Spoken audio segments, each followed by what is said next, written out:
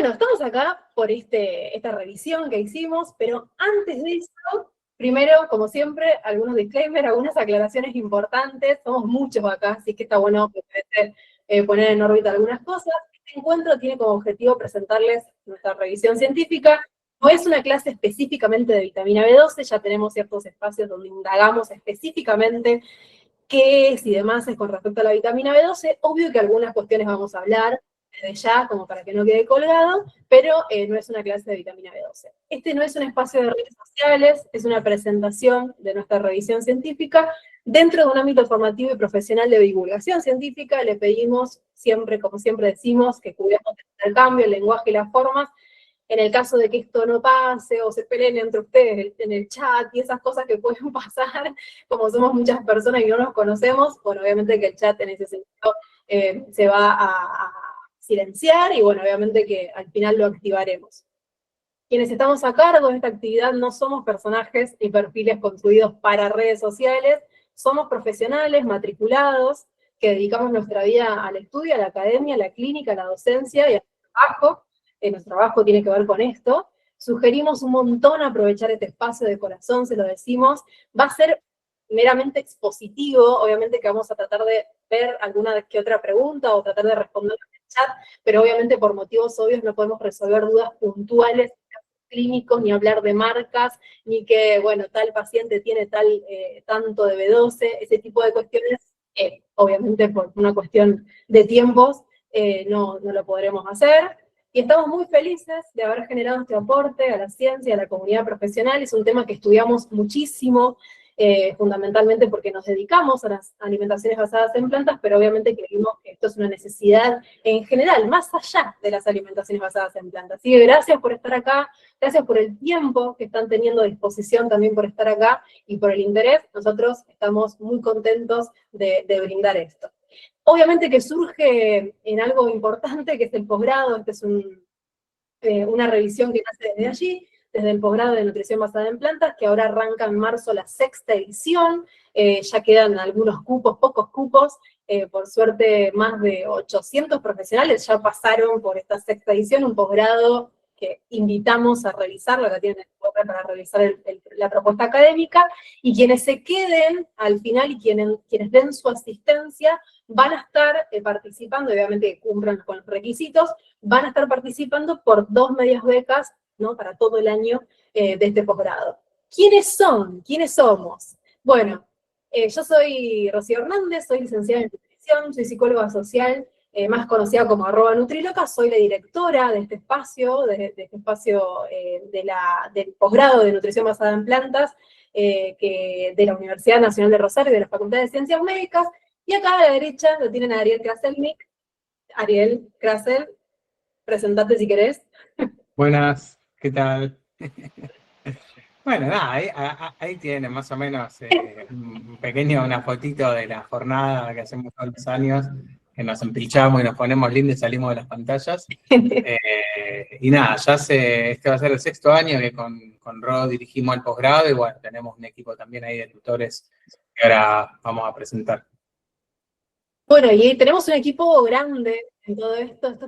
Quienes nos rodean acá, voy a empezar de izquierda a derecha, quienes nos rodean acá son los tutores del posgrado.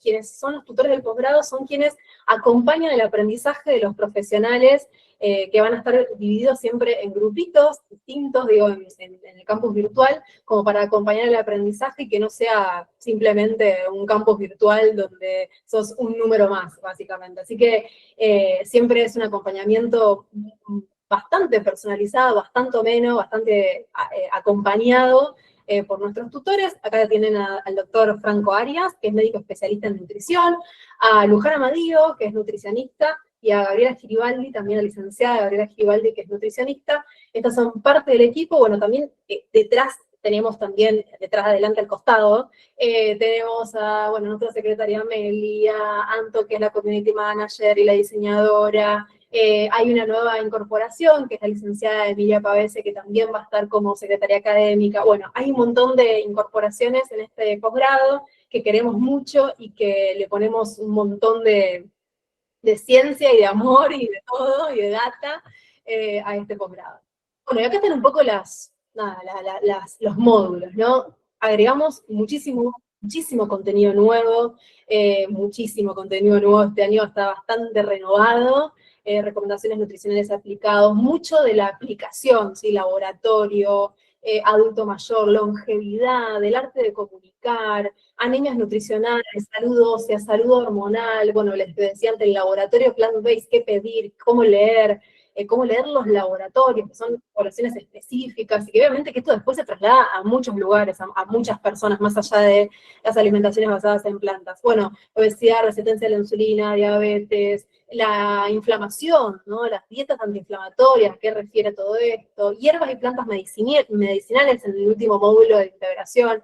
Bueno, la verdad que está como bastante... le agregamos muchísimas cosas, siempre leemos, hacemos lectura de las personas de los profesionales, colegas que pasan por el posgrado y nos dejan su reseña y nos dicen, che, podría pasar esto, lo otro, siempre tratamos de sumar y leer todas esas recomendaciones, esas críticas constructivas para seguir creciendo y para seguir brindando lo mejor. No nos quedamos con nada, lo damos todo y lo decimos todo, y me parece que de esa manera se construye mejor.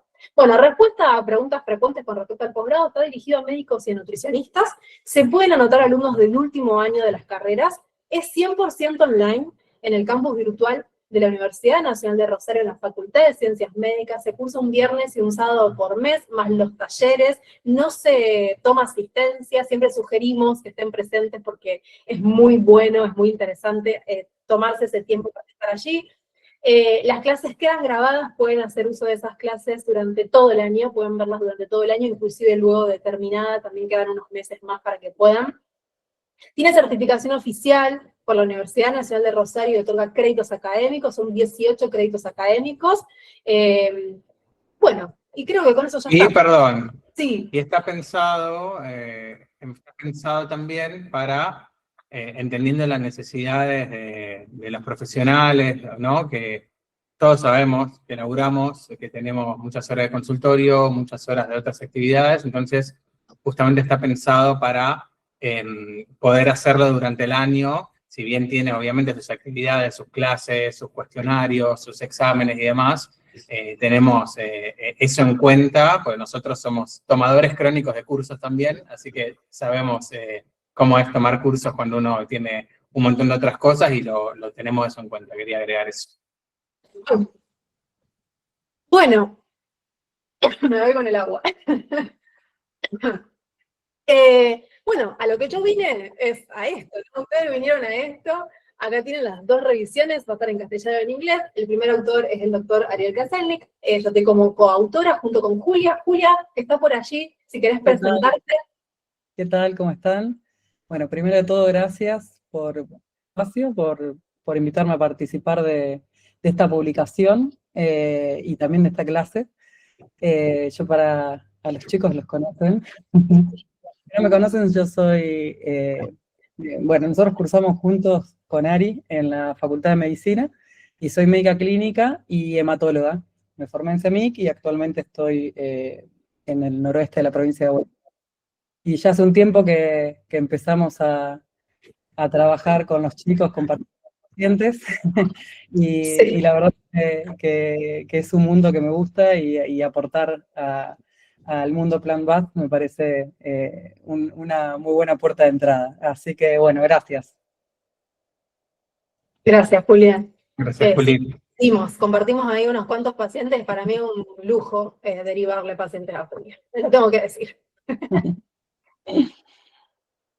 El artículo lo enviamos a la revista Medicina, que es una de las pocas revistas argentinas indexadas en Medline, o sea que se encuentra en PubMed, que es la base de datos que seguramente más conocen ustedes. Todavía no está publicado, ya está aceptado, por eso está en adelanto. Si ustedes entran a la página de Medicina Buenos Aires, en adelantos lo van a encontrar, pero todavía no tenemos un DOI y no lo van a encontrar en los buscadores, porque se va a publicar seguramente entre marzo y abril. Pero bueno, como ya está aceptado y está como adelanto, ya festejamos la publicación y lo queríamos compartir como una especie de primicia también para los que están acá en la máster. ¿Querés seguir, Ro? ¿Avanzar? Bien, vamos a empezar un poco con el contexto. Es difícil encontrar estadísticas confiables sobre cuántas personas son veganas o vegetarianas o tienen dietas basadas en plantas.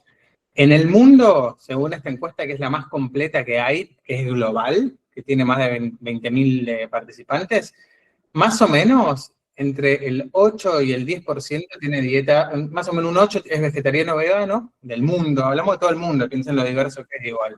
Un 3% es pesco vegetariano y un 14% flexi vegetariano, sería flexitariano, sería personas que comen ocasionalmente carne.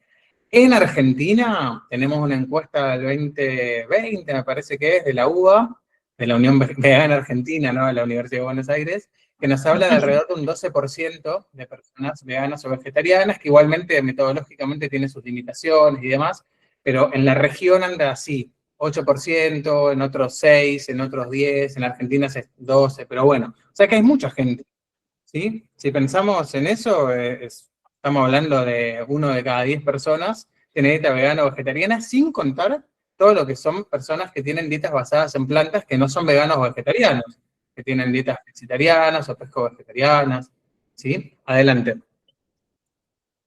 Hay pregunta a una persona si se está viendo la presentación. ¿Ustedes están viendo la presentación? Sí, ¿no? Ahí veo las caras que sí. Listo, perfecto. Sí, sí. Ok, gracias. Bien. Fíjense que en el título del artículo y de la masterclass es vitamina B12 en adultos con dieta vegetariana y vegana. O sea, estamos enfocándonos directamente con las dietas vegetarianas y veganas, o sea, las que excluyen las carnes, ¿sí? Y en el caso de las dietas veganas, las que excluyen cualquier derivado de origen animal. Las dietas basadas en plantas no necesariamente son vegetarianas o veganas. Eso es algo importante que hablamos, bueno, el posgrado, lo hablamos un montón en nuestras redes y demás, en charlas. En el posgrado al principio lo primero que hablamos es de definiciones y definimos todo esto, pero acá nos vamos a entrar en personas vegetarianas y veganas. Y es una posición que se publicó, de hecho, en el 2025, renovando la del 2016, de la AND, la Asociación Americana de Nutrición, que las dietas vegetarianas y veganas, cuando están adecuadamente planificadas, tienen beneficios, sobre todo para la salud cardiometabólica, y son adecuadas desde el punto de vista nutricional, o sea que pueden aportar todos los nutrientes necesarios para las distintas etapas de la vida, ¿sí? Siguiente, por favor. Pero, ¿qué pasa? Las dietas vegetarianas y veganas tienen que estar, como dijimos, adecuadamente planificadas. La adecuada planificación debe incluir una fuente confiable de vitamina B12, que como vamos a ver ahora, no está en los alimentos de origen vegetal, ¿sí? No obstante esto, ya tenemos dietas que están reconocidas como beneficiosas y adecuadas, pero que pueden tener deficiencia en un nutriente que es crítico, porque la vitamina B12 es un nutriente esencial. Sí o sí lo necesitamos. Si no lo comemos, ocurren problemas graves. ¿Bien? Pero no tenemos, al menos en nuestro medio, y tampoco en otra literatura de afuera, no hay un algoritmo claro para personas vegetarianas y veganas en cuanto al seguimiento. Yo, al menos que hace un montón de años que estoy leyendo esto, no encontré un artículo de estas características, entonces dijimos, bueno, vamos a escribirlo. ¿Hace cuántos años que estamos viendo vegetarianos y veganos y pidiéndole B12 y pidiendo B12 y leyendo B12? Uno a veces está mirando siempre si se publica algo de afuera, pero bueno, hagámoslo nosotros, dijimos. Siguiente. Bueno, de hecho, ¿cómo es la producción de la vitamina B12? Sabemos que es producida únicamente por microorganismos, es una vitamina hidrosoluble, es una vitamina esencial, como decía Krasel. Los vegetales no la necesitan ni la contienen, salvo algunas excepciones, fundamentalmente en convivencia con los microorganismos simbióticos. Y la fuente de vitamina B12 para los animales es generalmente la ingestión de ciertos microorganismos, de esto que les comentaba, o la producción por su propia microbiota intestinal. Hoy en día los sistemas de producción, por eso es tan importante entender sobre el sistema alimentario para comprender qué es lo que estamos comiendo y si eso que estamos comiendo realmente está llegando donde tiene que llegar, es decir, a cumplir nuestras funciones biológicas, fisiológicas y nutricionales. Hoy la vaquita que obtenía en su momento la vitamina B12 pastoreando, si se quiere, con esos microorganismos que daban B12, ¿sí? Que producían vitamina B12, no lo está haciendo. Entonces, a grandes escalas, la producción, ¿no? Para estas grandes escalas, la producción de vitamina B12 se produce por estos microorganismos que están acá abajo, suplementando el pienso, es decir, el alimento del ganado, o inclusive suplementándolo directamente a los animales. Así que quienes consumen animales obtienen la vitamina B12, al menos con los sistemas alimentarios actuales, obtienen la vitamina B12 por medio de una suplementación hacia esos animales. Está suplementado indirectamente, decimos nosotros. Es decir, los alimentos de origen vegetal, como decía, estas son las partecitas, van a ver que ponemos estas partecitas que son las partecitas del paper, ¿sí? Vamos como poniendo algunas capturas del paper, de este artículo. Bueno, como les comentaba, los alimentos de origen vegetal no aportan esa B12 biodisponible, de hecho, a veces es más problemático porque algunas contienen una vitamina B12 que se llama análoga, como por ejemplo algunas algas, los hongos shiitake, los fermentos, ciertos fermentos, y eso inclusive puede hacer competencia con la otra vitamina B12. Así que no consideramos a los fermentos, a las algas, a los hongos, al menos en estas regiones, como fuente considerable de vitamina B12, ni la espirulina, ni la clorela. ¿Y para qué? ¿Qué hace la vitamina B12? ¿Por qué es tan importante? Esto parece un chino que está acá, que obviamente lo indagamos y lo ponemos, lo abrimos, le hacemos doble clic un montón, obviamente en el posgrado, pero la vitamina B12 es un cofactor enzimático. No nos dice nada esto, pero como cofactor enzimático, lo que está involucrada en la producción o en el metabolismo de dos enzimas involucradas en el metabolismo celular, de dos enzimas importantes. Una está a nivel citoplasmático, que es la metionina sintetasa, y la otra, que es la metil, que está dentro de la mitocondria, la metilmalanil coamutasa.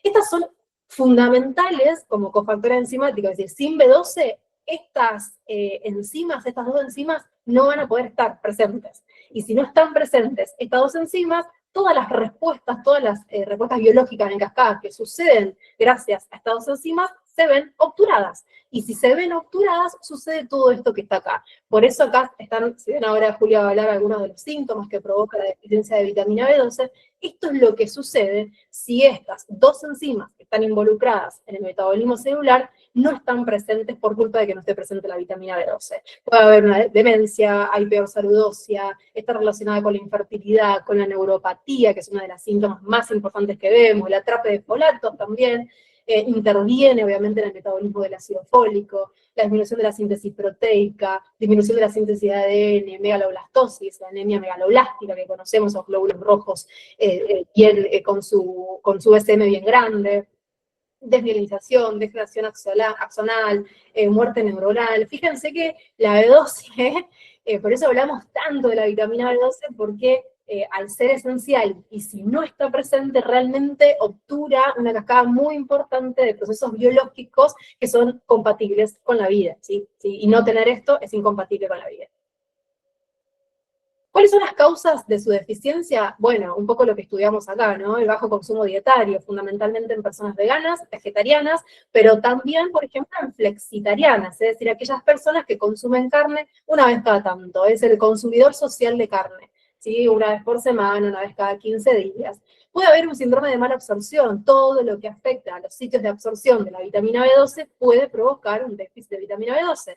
Atrofia, anemia perniciosa, enfermedad iliar, pancreatitis, la celiaquía, diarrea crónica, etcétera, etcétera. Requerimientos aumentados por enfermedades neoplásicas, hipertiroidismo, o muchas más, infecciones, parásitos, cirugía bariátrica, medicaciones, polimorfismos. Así que no es solo una propiedad intelectual, o el déficit, no es solo una propiedad intelectual de la persona que come solo plantas, o la persona vegana o vegetariana, si bien en nuestra revisión hacemos hincapié en eso, sino que está bueno en la clínica abrir los ojos para muchas otras personas y estar atentos, porque obviamente su deficiencia es peligrosa. Y acá le cedo la palabra a Julia. Bueno, y cuando vamos a la clínica de los pacientes, que es así como no quiero que lleguen a mi consultorio, cuando miramos un hemograma, lo que podemos encontrar son anemias desproporcionadamente bajos. ¿Qué quiere decir? Uno encuentra un paciente por ambulatorio con una hemoglobina de 6,5. Pero el paciente está bastante adaptado a la anemia. ¿Por qué? Porque los megaloblastos hacen que el intercambio de oxígeno permita tener una anemia que se adapta mucho a pesar de valores críticos. Por otro lado, además de anemia, podemos tener leucopenia y plaquetopenia. Podemos encontrar una pancitopenia secundaria al déficit de B12. Y secundario a lo que sería la eritropoyesis ineficaz que se produce en la médula ósea. ¿Qué significa la eritropoyesis ineficaz? Es que la médula está tratando de formar glóbulos rojos sin tener la B12. Entonces, todos esos megaloblastos que tenemos en la médula ósea, si uno punza un paciente, puede encontrar una médula muy rica de megaloblastos, pero no pueden madurar. Entonces se rompen adentro de la médula ósea, y con eso lo que se produce es un aumento desproporcionado del LDH. Cuando uno tiene una anemia por déficit de B12, lo que vemos es esta desproporción con el LDH es altísima, ¿no? Y con esto también lo que vemos es una hiperbili a predominio indirecto. Todo esto es por la misma hemólisis que se produce por los megaloblastos y también por los glóbulos rojos que tienen una vida media más corta. Si uno podría ver un frotis de sangre periférica, que acá puse una foto, les traduzco qué es lo que vemos ahí. Cuando vemos anisocitosis es que vemos glóbulos de distintos tamaños. Los glóbulos rojos están tratando de formar como se pueden, digamos, ¿no? Entonces salen algunos más chicos, otros más grandes, pero predomina la macrocitosis, ¿no? También podemos ver fragmentos de glóbulos rojos, que eso se llaman esquistocitos, y lo que vemos es que tienen hipocromía, y un dato característico son los neutrófilos hipersegmentados. Hay una segmentación mayor, digamos, en general, mayor a 5 segmentos de los neutrófilos, que eso es característico de la megaloblastosis. Esto en cuanto a los síntomas hematológicos. Sabemos que, además de los síntomas hematológicos, están los síntomas neurológicos, que a veces pueden preceder a los hematológicos. Estos cuáles pueden ser, en general, lo que afecta es la propiocepción, por desmielinización, ¿no? Y lo que se va a producir es ataxia o calambres musculares. Siempre hay que interrogar sobre el calambre, porque el paciente por ahí, el síntoma neurológico a veces no es tan claro. Siempre el paciente no llega con el libro bajo el brazo, ¿no? Entonces hay que ir preguntándoselo. También puede haber síntomas de demencia, como dijo Ro hace un rato, o de deterioro cognitivo. ¿Cuál sería el síntoma que le tenemos que preguntar? Se olvida cosas, está más distraído y demás, o que esté confuso, irritable. Siempre al paciente que sospechamos déficit de B12 tiene que revisarle la boca. ¿Por qué? Porque tienen glositis y lo que tienen es la lengua depapilada. Algunos pacientes son muy heterogéneos todos estos síntomas. Todo el paciente en general no te llega con todos los síntomas, ¿no?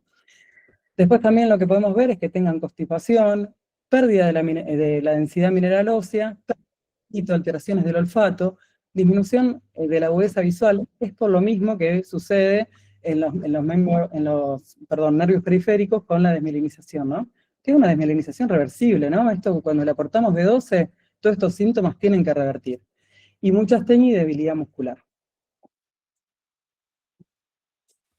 Algo que es interesante de lo que dice Juli, que por ahí, ella en la clínica por ahí ve pacientes con deficiencias súper graves de B12, pero hay síntomas que son muy inespecíficos, ¿no? Entonces uno dice, si tenés olvidos y desatención, y yo te digo, con las redes sociales, todo el mundo tiene desatención, la gente quiera. Entonces a veces, ¿quién no se siente cansado? Si la gente está hasta las 3 de la mañana scrolleando o comiendo mal, no hace actividad física, está encerrada todo el día, entonces a veces son síntomas que muchos son inespecíficos, algunos sí, esto ya lo que cuenta Juli es más específico, pero bueno, hay que estar atento, pero tampoco hacer como, o sea, si uno lo empieza a buscar va a ver que son síntomas inespecíficos, por eso es tan importante ponerlo en contexto, sospechar clínicamente, pensar epidemiológicamente en qué paciente tenemos enfrente y los algoritmos que vamos a ver a continuación.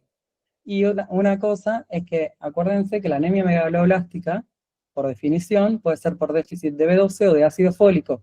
Si vemos, en la fisiología, todo lo que explicó Ro, digamos, existe lo que sería la trampa de los metilos, que hace falta, si hay un déficit de ácido fólico o de B12, uno no puede tratar, digamos, una anemia con, esto va a ser para más adelante el tratamiento, pero esta aclaración, no puede tratar, digamos, con B12 o con fólico, si no tenemos el dosaje de los dos, ¿no? Nos tenemos que garantizar tener el dosaje de, tanto en el caso de las dietas vegetarianas y veganas, en general el paciente no tiene déficit de ácido fólico. Pero bueno, es una aclaración que esta clínica se da tanto para los dos tipos de déficit. Excelente. ¿Querés avanzar, Ro? Bueno. Algoritmos. Los algoritmos. Nosotros, digo, los médicos, los nutris capaz no tienen tanto estos cuadritos en la mente, pero nosotros los médicos nos manejamos mucho con algoritmos. No era algoritmo antes de la era de que el algoritmo domine nuestra vida. Los algoritmos son sugerencias como de caminos para tomar según distintas situaciones, no son tablas escritas en piedra, y hay que evitar lo que Del Bosco nos decía que era la medicina McDonald's, ¿te acordás, Juli? Que le decía de hacer esto, entonces esto, y no pensar. Siempre hay que pensar, el algoritmo te guía en la clínica, pero es algo que lo tenés siempre que interpretar en el contexto adecuado. Siempre esa salvedad para cualquier algoritmo, este u otro. Entonces, este es el algoritmo que nosotros proponemos para la evaluación del estatus de vitamina B12. Primero evaluar la B12 sérica, ahora vamos a hablar algunas cositas respecto a la determinación de B12 sérica, y fijamos los puntos de corte en 400 y 200. Ahora vamos a ver por qué. Si es más de 400 podemos asumir que es normal y que no hay deficiencia, pero yo les dice la marquita del asterisco. ¿Por qué? Porque si hay sospecha clínica de deficiencia, clínica o consumo de análogos de B12, como decía Ro, por ejemplo, el paciente toma espirulina, que puede aumentar la B12, pero esa B12 no se activa, debemos solicitar un marcador funcional. Los marcadores funcionales son los que están ahí en el centro del algoritmo, ¿sí? Si la B12 es baja normal, o sea, en un gris sería entre 200 y 400, ahí tenemos los marcadores funcionales. Los marcadores funcionales son la homocisteína, que es el más usado en nuestro medio, por lejos, y el ácido metilmalónico, que en nuestro medio al menos muy poquitos centros lo hacen, es costoso, no está muy estandarizado tampoco los puntos de corte, ¿sí? Si da normal, en el contexto de es bajo normal, o sea, sería un gris, podemos establecer que no hay deficiencia, mientras que si dan elevados, podemos establecer que hay deficiencia, ¿sí? Si hay deficiencia, debemos estudiar las causas y tratar. Y si la B12 da abajo de 200, podemos medir marcadores funcionales, pero la realidad es que ya con abajo de 200 podemos establecer que hay una deficiencia y estudiar las causas y tratar. Y fíjense que cuando dice marcadores elevados, hay un doble asterisco, el segundo asterisco. ¿Por qué? Porque hay que considerar otras causas de la elevación, ¿sí? Porque tanto la homocisteína como el ácido metilmalónico se pueden elevar por distintos motivos, por ejemplo, la función renal, en el caso del ácido metilmalónico, incluso el estado de hidratación. Hay que tener en cuenta los puntos de corte del laboratorio, la edad, el sexo. La homocisteína tiene muchas más causas de elevación, ¿sí? El tabaquismo, hipotiroidismo, consumo elevado de cafeína, ciertos medicamentos, polimorfismos. Hay un montón de cosas que elevan la homocisteína, así que tampoco es la única causa. Pero bueno, en este contexto, y lo más frecuente, es lo que vemos. Este algoritmo sirve para la mayoría de los casos, por eso siempre hay que hacer la aclaración de que no es siempre 100% perfecto ningún algoritmo. Siguiente, por favor. Bien. ¿Cómo determinamos el estatus de B12? Entonces tenemos dos marcadores de concentración de B12 y dos marcadores funcionales. Uno es la B12 sérica total, que es la que más vamos a usar, y otro es la holotranscobalamina 2, ahora vamos a explicar qué es, y los marcadores funcionales son los otros dos que mencionamos. Siguiente. Bien, ¿qué pasa con la B12 sérica? La B12 sérica es la B12 total, ¿sí? Yo en esta clase capaz no me quise meter tanto con el metabolismo de los transportadores, la tocorrina y todo eso, porque sí me parece un poco tedioso. Simplemente lo que tenemos que saber es que la B12 sérica mide una parte de B12 activa, que es la más chiquita, y una parte de B12 inactiva. Quedémonos con ese concepto. Entonces, yo cuando mido B12 sérica estoy midiendo todo. Yo no sé cuál está activa y cuál está inactiva. Estoy midiendo todo. Y el punto de corte es muy variable. Ustedes, si ven pacientes y les piden B12, van a ver que cada laboratorio tiene punto de corte diferente. Pueden ir de menos de 100, menos de 100, menos de 250. Más o menos en Argentina andan en 200 el punto de corte inferior. Más o menos. Entonces, por eso fijamos el punto de corte en 200, que nos parece un número redondo y que refleja la mayor parte de los laboratorios. Siguiente. La holotranscobalamina 2 es lo que llamamos la parte activa de la B12. Esa que efectivamente se mete a la célula y hace todo lo que les mostró Ro antes, ¿no? Que actúa el cofactor en esas dos enzimas. ¿Cuánto de la B12 sérica total que medimos es de holotranscobalamina? Y en realidad no lo sabemos. Pero hay un ensayo que mide específicamente la holotranscobalamina, que a veces se llama B12 activa. Lo pueden encontrar así también, la B12 activa. Pero ¿qué pasa? Uno diría, bueno, midamos eso, listo, dejémonos joder, ¿por qué no medimos directamente eso? Bueno, el tema es que todavía no está del todo estandarizada el punto de corte y los métodos no están del todo estandarizados, entonces no hay puntos de corte bien claros, y hasta ahora la medición de la transcobalamina 2, así aisladamente, no ha demostrado ser superior a la de B12 total para determinar el déficit y para determinar también respuesta al tratamiento, lo cual, como decimos en este recorte del paper, deja un amplio rango de valores indeterminados. Entonces todavía no, por ahí más adelante se estandarice mejor, como en su momento pasó con la hemoglobina glicosilada para la diabetes, y lo podamos usar más ampliamente. No sé, Juli, si vos tenés algo para aportar sobre esto. No, lo mismo que dijiste. En general en la práctica clínica no lo usamos porque genera más confusiones que certezas al momento de tratar. Claro, exactamente. Bien, adelante. Bien, y respecto a los marcadores funcionales, mencionamos la homocisteína. La homocisteína es un marcador en el gráfico que les mostró Ro, del metabolismo ahí, de las reacciones de la vitamina B12, una de las reacciones que hace la enzima esa, ahora no me acuerdo el nombre, la sintetasa esa, una de las reacciones que hace la enzima, creo que es la metilente triosfolato reductasa, es agarrar la homocisteína y transformarla en metionina, en un aminoácido.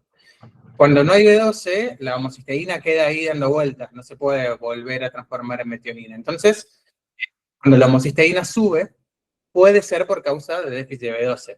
Puede ser también por causa de déficit de ácido fólico, como les mencionó Julia, porque las dos. Puede ser por déficit de B6, que es mucho más rara igual, en nuestra dieta al menos. Y puede ser por otro montón de causas, que hablamos un poquito de otras causas en la revisión, ¿no? Yo se las mencioné antes, el tabaquismo, consumo elevado de cafeína, hipotiroidismo, disfunción renal, disfunción hepática, polimorfismo, hay un montón. Hay que ser consciente de ellas, ¿sí? Pero nos sirve mucho en el contexto del paciente para determinar, como marcador funcional, cómo está funcionando esa B12, o sea, porque la homocisteína nos dice qué pasa dentro de la célula. Entonces, si la homocisteína sube, y la B12 está baja o gris, podemos pensar en primera instancia, si nuestro paciente no consume B12 porque es vegano o vegetariano, que está faltando eso, es lo más lógico, ¿sí? Y es lo que más vemos. La epidemiología de la hiperhomocisteínemia, la causa más frecuente es la déficit de ácido fólico, pero en los veganos y vegetarianos no. Por eso es importante tener en cuenta qué paciente tenemos enfrente. Siguiente. El ácido metilmalónico también está involucrado en una reacción, no me acuerdo cuál ahora, la verdad, está ahí en el grafiquito que puso Rom, y es una medida más específica, porque no depende de otros cofactores, depende solo de la B12. Siguiente. Pero tenemos problemas para medirlo, primero porque no suelen aprobar las obras sociales. Yo un par de veces lo traté de pedir y no tuve éxito, le cobraban fortunas al paciente, había que mandar la muestra, era un lío, y aparte tampoco está tan validado el punto de corte, y también se eleva por otras causas. Por ejemplo, hay que ajustar por edad, hay nomogramas que ajustan por edad el punto de corte, entonces tampoco es que es lo mágico. Y la verdad es que por eso ni siquiera lo pusimos en el algoritmo, que por eso lo publicamos en una revista argentina. Lo que hicimos publicar en una revista de acá, porque pensamos en el medio local. Siguiente. ¿Por qué 400? Si ustedes ven el punto de corte clásico, o que se suele hablar, son más o menos 200. Con esos puntos de corte, o sea, menos de 200 de B12, nos habla de que es probable que el paciente desarrolle síntomas por deficiencia, sobre todo hematológicos y neurológicos. Pero estamos llegando tarde, si estamos hablando de eso, si llegamos a eso. Entonces, los niveles óptimos de homocisteína y ácido metilmalónico se correlacionan con B12 sérica arriba de 400. ¿Por qué? Porque la homocisteína no solamente nos marca que falta B12, que puede faltar B12. En sí, cuando está elevada, puede generarnos problemas. La homocisteína es una sustancia proinflamatoria que genera, es trombogénica, ¿sí? Se asocia a un riesgo cardiovascular elevado y sobre todo se asocia en estudios más, si bien no se ha podido establecer como factor de riesgo independiente, la homocisteína se conoce hacia añares, se han hecho un montón de estudios hace un montón de años, no se ha podido reconocer como factor de riesgo independiente, pero sí varios estudios modernos indican que niveles de homocisteína por encima de 10 se asocian a mayor riesgo de deterioro cognitivo y de enfermedad neurovascular. Así que no tenemos que esperar a que esté alta. A ver, siguiente. Esto es lo que yo les comentaba recién, así que pasamos. Bien, y esto es lo del ácido metilmalónico, les comenté, estos son cachitos del paper, como para ir leyéndolo juntos, después igual ustedes lo pueden leer. Y esto es lo que un poquito marcaba con lo que les decía recién. Fíjense que tanto para el ácido metilmalónico como para la homocisteína, tenemos una curvita ahí como en forma de J. En el eje horizontal abajo tenemos niveles de B12. Y si ustedes ven, a partir de 400 empieza a aumentar los valores de homocisteína y de ácido metilmalónico. Y fíjense que cuando llegamos a 200, obviamente, pero ya está muy, florido el cuadro, ¿no? Pero no tenemos que... Es algo muy específico, pero poco sensible, tenemos que subir la sensibilidad. Es como diagnosticar un shock cuando el tipo ya está hipotenso y le tenés que poner una adrenalina, qué sé yo. O sea, no, vos lo tenés que ver antes, para actuar antes. Ahí ya cualquiera te diagnostica la deficiencia. El tema es llegar antes. Y aparte, la clínica, sin entrar en cosas como atrofia óptica y todas esas cosas, la clínica, aunque sea inespecífica, puede ser muy molesta. Puede tener olvidos, parestesias, calambres, digeusia. Afecta la calidad de vida, ¿no? Siguiente. Bien, y otra cosa que incluimos en la revisión, no solamente tiene pautas para diagnóstico y tratamiento, sino que hacemos una revisión del tema de qué pasa con los veganos y vegetarianos en la B12. Yo me olvidé de ponerlo acá, pero ahora yo empecé un proyecto de doctorado donde estoy haciendo una investigación en veganos y vegetarianos de acá de Rosario, y entre otras estamos midiendo vitamina B12 y homocisteína, así que vamos a tener fehacientemente datos locales de una población acá, que bueno, espero dentro de unos meses poder estar empezando ya a sacar algunos resultados, entre otras cosas. Pero de Argentina hoy no tenemos nada, y de Latinoamérica casi no tenemos nada. Esto, por ejemplo, es el EPIC Oxford, que es uno de los estudios que van a escuchar citar un montón, si es en el posgrado, si nos escuchan hablar en clases. Es un estudio que analiza muchos vegetarianos del Reino Unido, vegetarianos, veganos, omnívoros, ¿no? Y fíjense que los veganos sin suplementación andan en valores re bajitos, tan deficientes de B12 objetivamente, ¿no? Estos son valores promedio, medio y desvío estándar. Y fíjense que los valores de homocisteína al fondo, donde dice HCI, a la derecha de todo, están en 14.4, que son elevados. Piensen que el punto de corte ideal sería 9, 10. Los veganos con suplementación les va bastante mejor. Fíjense que arriba los veganos con suplementación tienen 276 esa. Y menos homocisteína. Pero seguramente también estén infrasuplementados, porque tampoco están en valores óptimos. Los omnívoros están bien, fíjense que tienen menos de 400, pero andan cerquita, y tienen 9 de homocisteína, o sea, están bien. Y los vegetarianos andan por ahí como en el medio, ¿no? Y los veganos arriba son el conjunto, está bueno desagregarlo con o sin suplementación. Siguiente.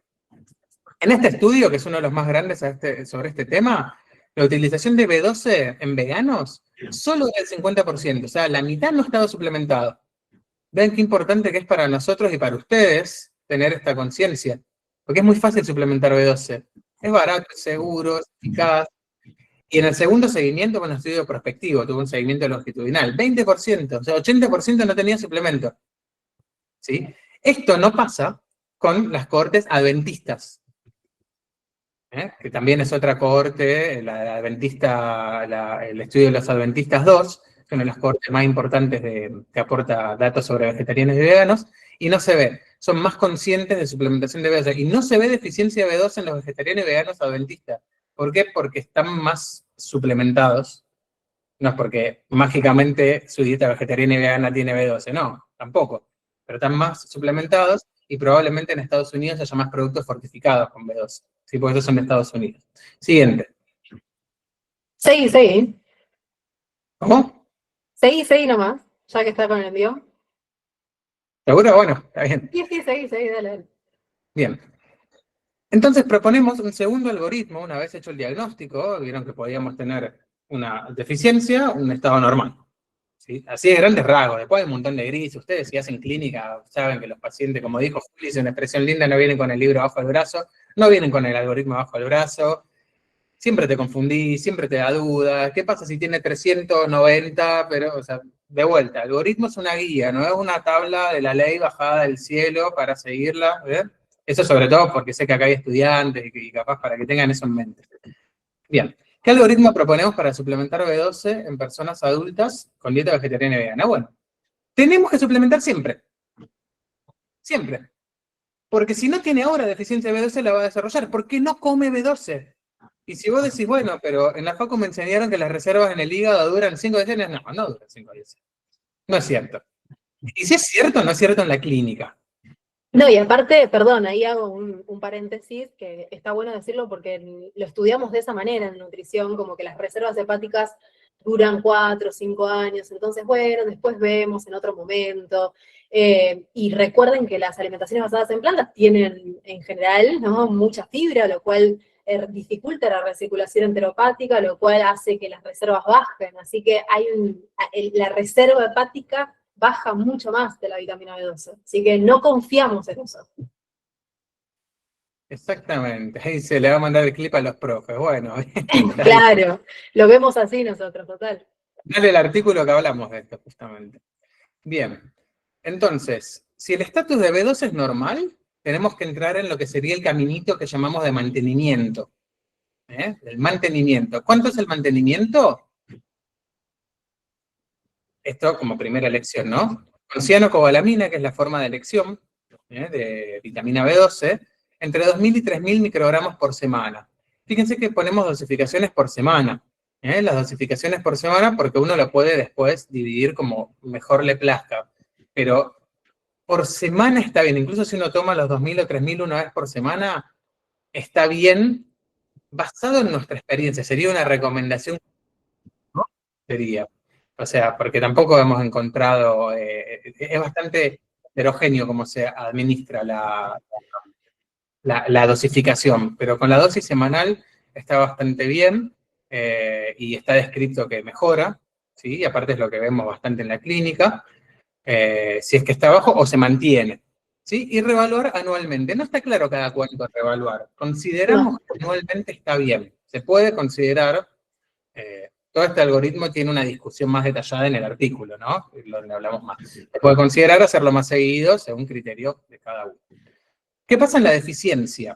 Bien, y acá va a depender del cuadro, porque si el paciente tiene síntomas leves, ¿no? Como dijimos, los que mencionamos antes, olvido, disgeusia, parestesias, o asintomático, hay gente que no siente nada, se le tiene que dar una dosis que llamamos de tratamiento, o de subida, a veces le dicen los pacientes, ¿no? O de carga. De carga, sí. Síntomas leves o asintomáticos, tratamos entre 7.000 y 15.000. Fíjense que es bastante amplio el margen, ¿no? Entre 7.000 y hasta 15.000 microgramos por semana. Vía oral o vía sublingual son las vías de elección. La vía oral es la más preferible, si se puede. Y reevaluar en 8 semanas. 8 semanas es tiempo suficiente ya para que mejore la patología, son 2 meses.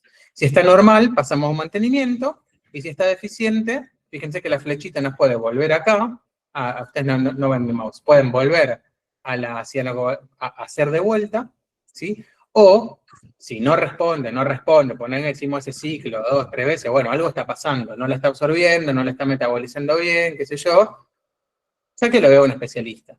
Se lo mandamos a Julia, ¿no? Se lo mandamos a alguien a algún especialista. Acá lo que quería hablar de la parte que por ahí nosotros tratamos, ¿no? En cuanto a la vía sublingual, ¿por qué sublingual? Porque saquemos el vegano vegetariano, que es por déficit de ingesta, ¿no? Sacando el déficit de ingesta, la principal causa de déficit de B12 es por problemas de absorción. Y un problema importante es la anemia perniciosa, que es un tipo de anemia autoinmune que tenemos autoanticuerpos contra lo que serían los receptores de la B12. Entonces, la vía sublingual es una vía sumamente eficiente para tratar los déficits. ¿Por qué también hago esta aclaración? Hace un par de semanas atrás no se conseguía la B12 intramuscular, que sería la hidroxicobalamina que está del otro lado del algoritmo. La verdad que en la práctica uno ve que con 1.000 miligramos de B12 sublingual diario, los pacientes responden muy bien. ¿Y qué pasa? Si él tiene un problema en la absorción, estamos esquivando el estómago, como le digo a los pacientes, y nos aseguramos de que absorba la vitamina B12. Pero es muy buena la vía sublingual cuando uno tiene síntomas y, por ejemplo, en estos casos de que no hay B12 intramuscular y que uno lo puede tratar con la sublingual. Sí, hay una realidad que cuando uno revisa la evidencia, no hay trabajos cabeza a cabeza, ni mucho menos, comparando intramuscular sublingual, sería algo que le estamos pidiendo mucho en este momento a la ciencia, por la evidencia que hay, ¿no? Pero sí, en la práctica clínica uno ve que responden muy bien y nosotros los dermatólogos usamos mucho la vía sublingual en los casos de tratamiento, estoy hablando, ¿no? O otra cosa, cuando ustedes reciben un paciente en el consultorio, ahí están muy bien, están diciendo el déficit de metformina, que sea vegano, vegetariano, o que quiera cambiar su alimentación, porque ahora digamos, yo recibo esas consultas que son, ¿cómo me tengo que suplementar para? Preguntar siempre lista de medicamentos, preguntar siempre antecedentes, por ejemplo, con cirugía bariátrica. La cirugía bariátrica depende cómo haya sido la cirugía, pero si fue una cirugía de manga no vas a absorber la B12. Entonces este paciente, elijan la sublingual.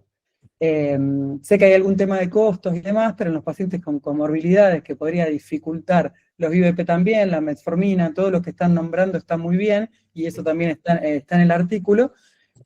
Pacientes con factores de riesgo, elijan la vía sublingual. Pacientes sin factores de riesgo, vamos por la vía oral, que es una vía súper efectiva, y hay un montón de presentaciones que uno puede elegir, gustos, colores y precios, ¿no? Es muy barata aparte, ¿no? Sí. Y dura mucho, Digamos, ¿no? porque Dura mucho. en la suplementación es una pastilla por semana, digamos, ¿no? Sí, Sí, ni hablar. dura mucho. Avancemos. Bien, entonces, bueno, la suplementación es así, mantenimiento, tratamiento. Y ustedes dirán, la dosis de la IDR que decimos, ¿no? La ingesta diaria recomendada de B12 es de, según última actualización de EFSA, 4.2 microgramos al día, ¿no? Antes se decía que era menos incluso. ¿Por qué le damos 3.000 microgramos? 4. Bien, eso tiene que ver con una cuestión de la absorción. Bueno, Ro hace una clase muy linda en el posgrado de todo esto, pone un montón de dibujitos, la verdad que está re buena, no la vamos a desarrollar tanto acá, pero tenemos una vía que involucra un transportador y el factor intrínseco, todo eso que seguro lo han estudiado, de B12, pero esa vía se satura rápidamente. Pero tenemos otra vía paracelular que no se satura, pero que es muy baja en su eficiencia. Entonces utilizamos megadosis. ¿Por qué? Para absorber el 1% de lo que damos, ¿sí? Y ahí preguntaban si dosis más chiquitas se absorben más, y es correcto, y esto es una ecuación de eso, se escribió en 1967. Es esa de ahí, no importa. Yo no la uso, no es que la usamos, ¿no? La pusimos para hacernos los cancheros un poco ahí en el artículo, la verdad. Pero es curioso ver que lo que nos dice básicamente esa fórmula es que la absorción disminuye mientras más dosis das, siendo bioral, ¿no? Y tener en cuenta que todos los estudios de absorción están hechos en ciertas condiciones, por ejemplo, con el estómago vacío, ¿no? Y demás. Por eso se recomienda tomar en ayunas la vía oral. La sublingual no importa porque se absorben los capilares de la boca. Bien. Esto es lo que les comentaba recién, así que lo podemos avanzar, y esto es lo mismo, así que podemos avanzar. Juli, y lo último, que esto pusimos algo, que lo pusimos en realidad a pedido de los editores. Cuando uno publica un artículo, no es que publica un artículo y es como, esto lo cuento, muchos ya lo deben saber, no es que uno publica un artículo y es como sacar un post de Instagram. O sea, ese artículo tiene una revisión por pares que generalmente se eligen en función de su experticia en el tema, gente que sabe del tema, y te hacen devoluciones, te piden correcciones, detectan errores. Cada vez menos ocurre la revisión por pares bien, hay un gran problema en el sistema de publicación científica, pero bueno, y una de las cosas que nos sugirieron hablar era de esto, y nos pareció interesante. Y bueno, Juli, no sé si vos querés comentar algo de esto, qué pasa cuando hay alta B12 o cuando damos mucha B12 y vemos estos valores altos. Exacto, cuando empezamos, vamos a hablar de la suplementación, que es lo que estamos hablando acá. ¿Por qué? Porque, y después voy a hacer una aclaración del hipervitaminosis, porque a veces nos puede pasar que pedimos un dosaje en alguien que no está suplementado y que de repente nos dio alta. Pero vamos primero por la parte de la suplementación. ¿Qué pasa cuando uno suplementa de más, digamos, ¿no? que puede pasar, que el paciente no se hizo el dosaje, vio las cosas que pasan habitualmente en el consultorio, ¿no? Cuando uno tiene, digamos, cuando uno suplementa de más B12, lo que hace es una upregulation de la lactocorrina 1, que es la transcobalamina 1, que lo que hace es captar esa B12 y disminuir la B12 que va a ir con la transcobalamina 2, digamos, que fue la que Ari aclaró antes, ¿no? Que esa es la activa, es la que va a llegar al tejido, a la célula, y es la que necesitamos.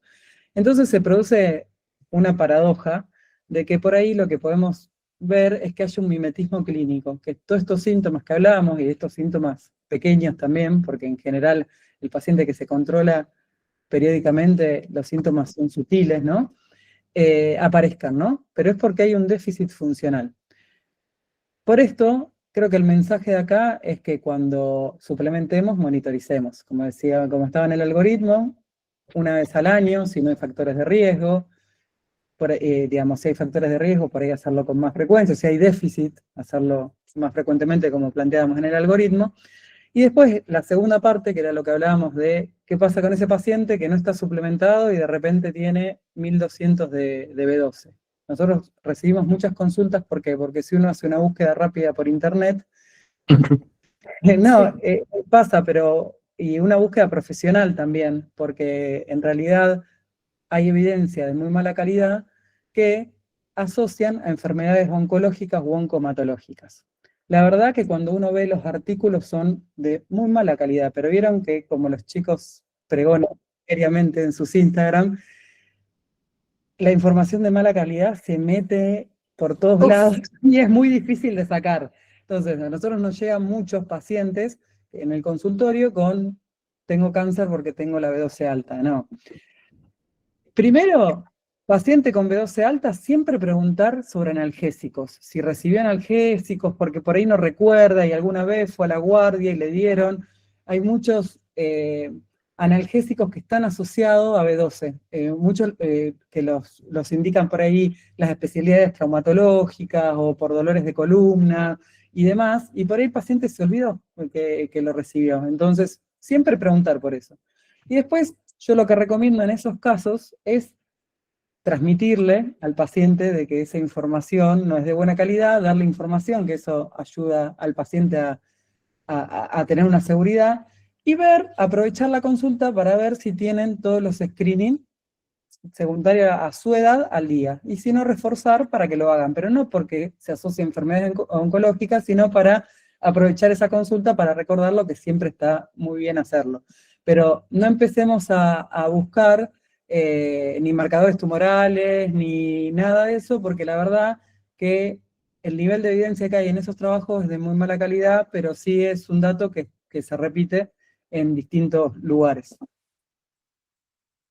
Así que bueno, siempre que damos B12, monitorizar, que quede eso para que no nos pase que nos pasemos de la suplementación, porque como dijimos, los algoritmos son algoritmos, y puede pasar que un paciente no necesite una vez por semana, y necesite una vez cada 15 días, y uno lo va ajustando a los valores, ¿no? Y está bueno esto que decís, Juli, de medio como trasladarlo a muchas de las otras suplementaciones. Más no es mejor, ¿no? Con todo esto de la suplementación masiva de cosas, y de más no es mejor, y de hecho puede tener implicancias y puede tener efectos que no sabemos y que desconocemos adentro del cuerpo. Exacto. Excelente. Bueno, ¿por qué cianocobalamina? Algunas personas se asustan porque la cianocobalamina tiene una partecita como de cianuro, y dicen, no, pero el cianuro es tóxico, un veneno. Bueno, la realidad es que la parte ciano le da estabilidad química, por eso es la forma más estable, más segura, que se absorbe mejor y la más estudiada. Hicimos el cálculo también, ¿no? Hicimos Sí, el cálculo de ciano. Pero no, creo que no recuerdo si está en el. No, me parece que no, pero hicimos el cálculo de cuánto habría que tomar. Sí, no, puede ser un problema en personas muy específicas, fumadores de gran jerarquía, pero tampoco, o personas con enfermedad renal crónica avanzada, que ya no pueden depurar el metabolito. no hace la diferencia, la verdad. No. Y tenés más cianuro en una almendra que en la B12. Exacto. Y las Ahí aprovecho ese almendras, cálculo. sí, ni hablar. Bien. ¿Qué más? Así, porque habían preguntado, ¿se puede? No es que no se puedan usar las otras formas, pero en general son más caras y no se ha demostrado que sean mejores. Entonces, Y después, por ejemplo, la metilcobalamina, también no tenemos bien un algoritmo de dosis. No es la no. misma dosis. Entonces, cuando uno lee de los distintos tipos de cobalaminas, no tenemos algo para decir, bueno, tenés que tomar esto, tanta cantidad, tanta semana, tanto, como hicimos acá, ¿no? Con la ciano. Claro, acá creemos en que podemos generar esa evidencia, así que si alguno quiere hacerla, está recontra invitado, se compra una caja de metilcobalamina, haga a sus pacientes, lo empieza a estudiar y bueno, hace el Listo. estudio. Se puede hacer. Así que bueno, si lo hacen, Porque después no, nos cuentan. muy NBP eso, ¿no? Muy nuestro pensamiento. Lo que no existe se crea. Sí, mal. Bueno, adelante. Bien, ¿por qué la vía oral? Por lo que explicamos antes, en general anda bien, los casos que mencionó Julia, obviamente, y se puede, todos podemos tomar la sublingual. Pasa que en general es como hay menos oferta en el mercado, al menos acá local, y es más cara. Pero si querés tomar la sublingual, adelante, o sea, está perfecto.